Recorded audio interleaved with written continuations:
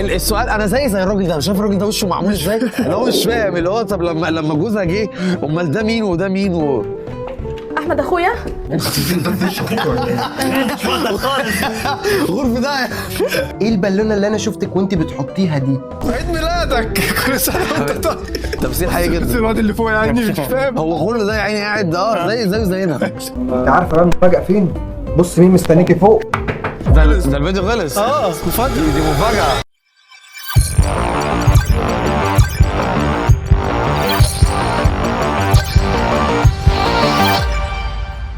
بص ايوه دي لا عايز لحظة خليني اخمن مش شايفها. لا شايفها مش عارف. لا مش محتاجة. الصورة دي حلوة قوي يا سيف. سيف حبيت عمري ما تتصل. ردي بسرعة. هرد عليها واتكلم. دي ظهرت من العرق بس ارد عليها. دي شغاله. تمام. دايما اللي بتكتشفها بتبقى شغالة. هروح بس ارد عليها. بقول لك ايه؟ ايه؟ رد عليها هنا. في حاجة؟ محشي. مش عارف ايه ده، في محشي بجد. مش عارف ايه ده. شكل كلمه كروته. ايوه هو ليه طبعا لا ترد عليها هنا طالما هو اوريدي معاه السماعات؟ ما حتى لو كان بس كان هيسمعها. البلوتوث بعد تليفون رخيص. طب جاي. الو. ايه يا حبيبتي عامله ايه؟ قاعد معاهم في الصاله. ايوه مصور. مفيش وقت الكلام الفارغ ده. ايه يا سارة عاملة ايه؟ انت اخبارك ايه؟ تمام الحمد لله حبيبتي. ايه ما سمعتش صوتك النهارده خالص ليه؟ بتقول له ساره ما ايوه غبي قوي بجد. لا بص هو المحروس عندك امم ما نزلش النهارده؟ لا النهارده كان اجازة في الشغل. طب ايه يا حبيبي طيب هو طب هتسربيه امتى طيب عشان اعرف اتكلم معاكي في التليفون ولا هيقول امتى يمشي؟ هتسربيه امتى؟ الغواريس دي ده هو في حاجه كده جميل. سمعتك ربع ولا كامل؟ لا اشتمني كمان عايزه تقوم. لا يا سارة النهارده هو اجازة فعشان كده مش هعرف انزل. طيب ماشي يا حبيبتي. طيب بقى انت وحشتيني ها وصوتك وحشني، على الاقل كلميني شات واتساب لحد ما غرفة ده هينزل. ايه ده؟ باباكي في المستشفى؟ بص عارف انت اللي ده. انا عارف يا بنت. انا عارف. كل الناس بتعرف تمثل، لما الممثل ما يحتاجش يتكلم هو كل حاجه باينه في وشه. اللي هو مثلا عايز يقول ان هو انا عارف ان هي كده. عندما ينسى الممثل انه يمثل. يا ناوي يمثل بقى. عارف كده. وريني انت بتعيط وانت بتضحك. ايوه زي نانسي روح على قناتي في شادي اوسكار اهو الراجل هنا بيمثل زي نانسي بالظبط. ماشي يا حبيبه قلبي يلا اقفلي عشان ما يقعدش يلك ويعك معاكي كتير. لا يا قلبي ما تقلقيش بس انا على طول جايلك. يلا خلي بالك من نفسك وانت نازله ها. ماشي والبسي هدوم واسعه. ما بقول لك بيغير عليها من جوزها فاهم، اللي هو ممكن هما بيقفلوا تقول لا اله الا الله فاهم. البسي هدوم واسعه سامعه اللي هو جوزك ده ما كلموش كتير. سيف ايه يا مالك في ايه؟ شفت يعني ابو ساره، انت عارف ان ساره صاحبه عمري من زمان وكده والكلام ده. والكلام ده مفيش سكريبت والكلام ده. انت عارف ولا محتاج اتكلم؟ لازم نروح لها انا وانت. لا انت خليك وانا هروح لوحدي عشان بس مش عايز اتعبك معايا وكده. لا ولا تعب ولا حاجه، تعالى انزل يا اوصلك. سيف قلت لك خليك، انا هروح على طول وهاجي. ما تتخان بقى وانت ازاي كده، عارف اللي هو المعامله دي اللي هو ما تتخان يا عم، انت هتقرفني ليه؟ ماشي انا اقوم بس انا اغير على طول وهاجي. ماشي؟ بقى انت يا مالك هيتكلم بقى في سره فاهم، في سر الجمهور. ايوه فاهم، يعني هيقول الكلام اللي هو عايز يقوله. الفكره ان مالك بره الكادر ده بس، يعني ما مشيتش كتير. يا عم الراجل اللي كان بيتكلم في التليفون كان واقف هنا. والله كان واقف هنا بره في الشاشه السوداء دي اللي على الجنب. اللي فيها كده بتقرطصيني. طب عملت معاكي ايه عشان تعملي فيها كده؟ تكلمي واحد عليا ومفهماني هي صاحبتك كمان عينك كده القرطصه. هو ليه بيحكي الفيديو؟ يعني هو بيحكي اللحظه اللي احنا لسه شايفينه. عارف الناس اللي بيعملوا فيديو رياكت عموما الناس الكويسين مثلا اللي هم كاتو واياد وسكر والكلام ده. في النوع اللي هو النوع الاسلام فوزي، عارفه؟ النوع ده بيستخدمه اسلام فوزي وحمو وهاب واي حد بيعمل رياكت على الفيس اللي هو متفاجئين. مش لازم متفاجئين، بيقدموا الفيديوهات لواحد اعمى. عارف يعني هو دلوقتي الفيديو جه انت دلوقتي اعمى ما شفتش الكلام ده، بيشرحوا لي بقى. هو بيشرح لي يعني انت مسكت الماوس ليه كده؟ ايوه يا لهوي هي ازاي تعمل كده؟ ايوه ده حاجه غريبه جدا. الايربودز دي تكشف لي خيانتك يا ملك، بس حاسس ان في حاجه غلط. فاهم الايربودز. هو مش كان يعني مش قالها وريها ليه بقى بيبقى في نقاش تاني؟ انا فكرته هيقوم يوريها. ساره ايوه استاذ سيف. ساره كانت يعني كانها جايه من بعيد بس هي كانت واقفه بره الكادر. ايوه يعني هو فاهم اللي هو اصبر يا شادي انت ازاي تخوني كده؟ انا دلوقتي عايز اعرف حاجه، هو ايه اللي حصل كده بالظبط؟ علشان بقى مش فاهم اي حاجه، ومستحيل ان مالك تخوني. اكيد دي اتفاق بينك وبينها وعاملين فيا عشان شفنا انا بغير عليها قد ايه، صح؟ هو بص يعني بقى انا عندي كلام كتير محتاج اقوله. ليه الشغاله يعني ومراتك هيتفقوا عليك؟ هو اصلا يعني اصبر، هو كان بيقول حاجه يا اسطى لحظه. انا دلوقتي عايز اعرف حاجه، هو ايه اللي حصل كده بالظبط؟ علشان بقى مش فاهم اي حاجه. هو مش لسه حالا المشهد اللي قبلوه عرف اللي حصل وقال ده انا كشفتك وعرفت وعملت. يا ريته عرف ويا ريته الكلام ده حكى الكلام مرتين. حكى كلام يعني خلاص انت جمعته وفهمت. ايه بقى انا مش فاهم. والله العظيم يا رب. ملا ايه يا حبيبي؟ بص على علبه اللبن ليه؟ يعني ده بالغلط يعني ولا ايه؟ عدي بص دي اسمها في الحاجات العبيطه دي اللي هو ايه، لازم تكون بتعمل حاجه. يعني معقوله يا اسطى هتفضل واقف يا تعمل كده؟ يعني هو كل الفيديو منطقي، ما تبقى دي بره بالمره اللي هو يبقى واقف لها كده في المطبخ. بقول لك حاجه مالك عارف لك حاجه، يعني في ناس انا من دول انا ما بحترمهم، اللي هو الناس اللي بيبقوا عارفين اللي فيها. اقسم بالله في ناس منهم بدون ذكر اسماء هو لسه ما حدش فيهم جه لحد دلوقتي فاكرين ان هم ممثلين. اقسم برب العز بينهم وبين نفسهم، برب العزه موهومين. هو انت ما غيرتيش ليه؟ مش كنت متغيره عشان رايحه لصاحبتك؟ ما ساره استعجلتني الصراحه، وانا قلت بقى مش مهم، كده كده اللبس اللي عليا نضيف وشكله حلو.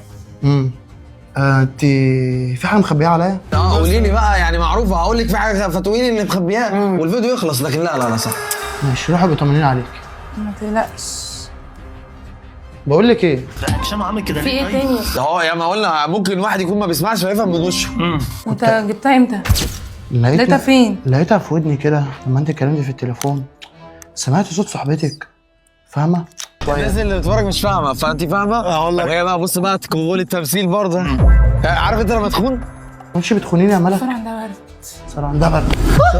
خلص خلاص. قولها بقى فاهم، بيعرفك ساره عندها برد. ان انت الرساله يا جدعان من فيديو استاذ سيف واستاذه ملك، ان انت لما تلاقي حبيبتك بتخونك على طول مفيش كلام، الستات لازم تعرف هي فين. كمية الخواتم اللي بتلبسها دي. قلت بيتك عروسه. هو لسه متجوزين يعني؟ متجوزين حالا يعني ده جوزين عرفي. تمام ماشي. بود الحمد لله على السلامة. الله يسلمك. ايه ده مالكوا؟ ازيك يا اسراء عاملة ايه؟ ازيك يا اسماء؟ اسماء اللي جابها هنا؟ انا مش عارف. هو لا استنى يا جماعه الفكره دي شكلها جديده. عارفه يعني خليني كده هتخمن حاجه مش تحصل. هتطلع دي مراته متجوز عليها دي. لا يا ابن اللعيبه فاهم حاجه جديده. ظرف ساعه حفظت العالم السينمائي. كل حاجه باينه. ده ممكن يكون مثلا هم شايفين بعض صح؟ يعني ممكن يكون مش شايفها. تعالي بقى اقعدي هنا. هو انتوا مالكوا في ايه؟ مالنا في ايه؟ مالك داخل قلب وشك ليه؟ وانت مالك يا اسراء مكشره ليه؟ داخل البيت. يعني دول عارفين هو شكله يعني قصه جديده قصه جديده. مش كده بس انا مستغربه، بس في ايه؟ لا ما تستغربيش، عودي على كده بقى. انت في حاجه مضايقاكي طيب يا اسراء؟ طب انت هتقول لها يا بودة ولا اقول لها انا؟ طب ما نقول لها احنا. يعني ما بقتش عارف والله، كله مش حدش عايز يقول فاهم. هو انت يا حبيبتي ما تعرفيش ان انا بقيت مراته وحامل منه كمان؟ على السلم. انا كمان حصل ايه؟ خدي بقى تمثيل بقى فاهم. مراتي على سنه الله ورسوله وحامل في ابني. في مجهود هنا ليه؟ سامع المزيكا؟ في مزيكا حزينه اللي هو في ظلم هيحصل دلوقتي. يعني انت مجمع ان هم هيجوا عليها. هيدوسوا على حالا. صح؟ لا بتكلم بجد، اكيد مش جاي كل ده عشان اهزر. وانا يوم ما اهزر مع واحده زيك انت؟ واحده زي انا؟ واحده زيك انت ما عندكيش مرايه في بيتكم ولا ايه؟ انت واخد بالك ان تحس ان في حاجه جد بتحصل في الهزار اللي احنا واخدين بالنا منهم، ان هم قدراتهم التمثيليه بصراحه يعني ايه ممكن تكون قليله شويه، ممكن تكون قليله. الفكره بقى في ايه؟ ان انا حاسس ان في جد بيطلع دلوقتي، يعني اللي هو ايه؟ اللي هو فاكره يا بنت بيني وبينك، انت فاكره شايفه دلوقتي بقيتي ايه؟ هتجوز حبيبك، عارف الطريقه دي؟ حاسس كده مش عارف. هو انت مجنونه يا اسراء؟ انت بجد انتوا بتتكلموا صوتك ما بجد؟ يعلاش وانت واقفه في بيتك. خدي بالك بقى والله عايز نعمل كده فاهم. دي مراتي زي ما انت مراتي، بس الفرق بينك وبينها ان هي حامل وبتخلف وانت واحده عقيمه. قلت لك هيجوا عليها، المزيكا مبينه. هيجوا لا هيجوا عليها. هيجوا عليها. ايوه يعني انت بعد 10 السنين دي كلها وبعد الحب اللي بيني وبينك وبعد المعامله اللي زي الزفت اللي تقرف اللي انا مستحملاها. انا وشي جرمش. انا وشي جرمش يا اسطى. يعني لا مع الموسيقى تحس ملاحظين ان احنا بدأنا بأقل حاجة. ايوه يا في مستوى بيعلى يعني انت مرتبهم حلو على فكره. عشان اللي مرتب ده برضه ماشي بس ذكي اللي باعت لان هو تسيبها كل الناس اللي شغاله مع البرنامج ده. تتكلمي مع جوزك ايا كان، بص من هنا ورايح دلوقتي. هو ليه في جانج ساين كتير بقى فاهم اللي هو كده انتي انا هما بس في ازاي اسبوع ما استخدموه يعني هو ده مش عارف اقول لك ايه المشكله ان والله. لو حصل هم ما بيقضوش ايوه مش هيودوه بعيد. وعايزك تبقي فاهمه كل كلمه بقولها. الست دي انت ما عندكيش. هي فين الصابونه؟ عاوز اغسل ايدي. مراتك مخبيه واحد في السجاده؟ في السجاده ولا السجاده؟ مخبيه واحد في السجاده؟ يعني سيجاره في السجادة ايوه بس في السجاده ازاي؟ تحتها يعني اتفرج. تمام بس في السيجاره منطقيه على فكره اكتر. فالعالم ايوه يعني في العالم ده ممكن تخبي واحد في السجاره فعلا. السجادة وراه قصدي.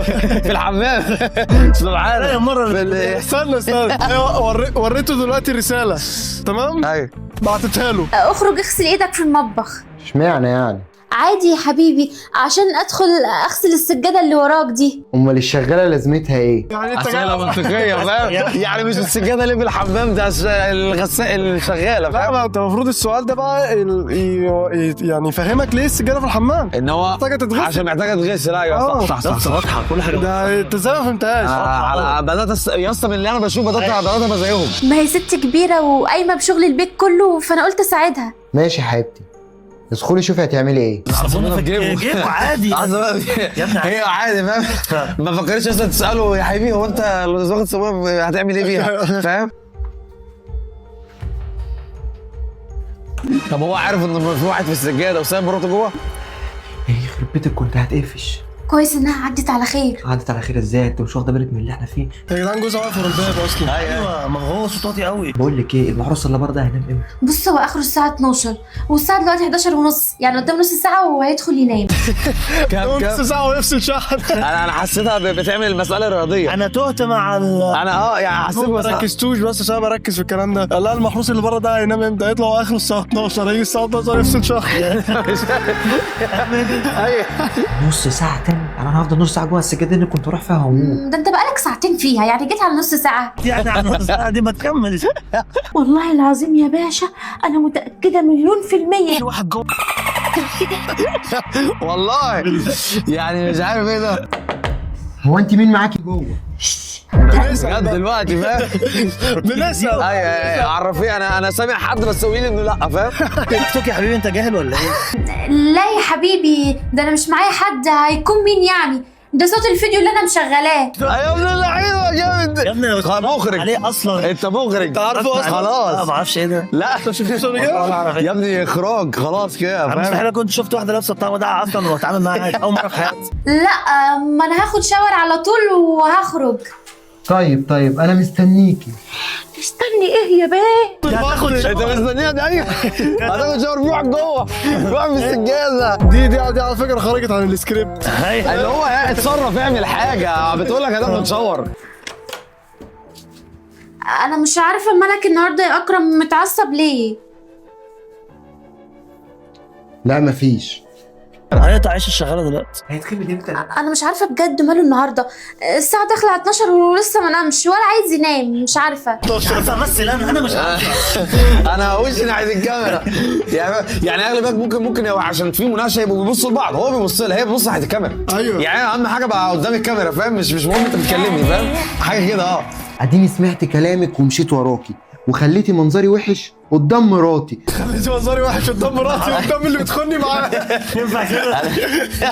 طلع تيك توك هتلاقي عادي في الحمام. اقل حاجه اقطع عيشك من هنا. حرام عليك يا سعاده البيت. هي ده يا اسطى انا مش فاهم يا اسطى خلاص بقى هو فاهم الكونسيبت ده. كنت بتعلم منكم جاف لو. اخرج بسرعه الحمد لله انه نام. هي فين الصابون طلعت بتاع ارجعي بسرعه فاهم. وهنا بقى البلوت تويست. خلاص الفيديو خلص. خلاص كده خلصنا بسرعه كده يا اسطى. طب انت ماشي لا انا بس عايز اقول للناس عشان الحوار ده انت لازم تفهموا يا جدعان. انت لما تتفرج على فيديو ما تعملش اشتراك صدقني في مشكله فيك، في مشكله في جيناتك او في مشكله فيك، لان انت يعني ما تشوف حد وسيم زيه وما تعملش اشتراك فاهم. بجد عندك مشاكل محتاج تحلها بجد يعني زي لا انا قصدي ان انا وسيم، انا قصدي تشوف 3 وسام زينا وما تعملش اشتراك. ولو بتليك ذوق في المزيكا اسمع التيمبو، اسمع التيمبو مش هقول لك تاني. يعني مش عارف ايه ده. اعمل اشتراك يا اسطى، اعمل لايك يعني اصبر بس اصبر هنتفرج عليه وهو بيعمل لايك. يلا خلينا نبص له وهو بيعمل لايك. ما عملش يا اسطى لسه ما عملش. عمل خلاص. الله ينور عليك كده انت راجل مظبوط تمام. عملت سبسكرايب برضو؟ ده اهم. عمل ما اعرفش. طب انا ما بكلمهمش بالطريقه دي، انا بقعد اتحايل عليهم. لا اتحايل ايه هو زي الكلاب. مش قصدي يعني بس اعملوا كده دوس على الشاشه يا جربوع. اعملوا لايك واعملوا اشتراك. واهم حاجه تاني هتعملوا اشتراك في قناه شادي تخشوا عندي برضو تعملوا اشتراك لان انا طب قلنا بقى قناه الواتساب. انا قناه الواتساب ايه؟ عامل قناه واتساب عشان هيعمل قناه واتساب يعني عامل اعملوا اشتراك في قناه الواتساب. بس اهم حاجه عشان تكونوا فاهمين هتشوف افلام تعمل اشتراك، هتشوف مزيكا هتعمل تيمبو وفولو، هتشوف رياكت كل حاجه. يعني كل حاجه هنا حرام بجد. ده انت عالم غريب قوي. ده انتوا بقى الحوار ده لا. يلا سلام.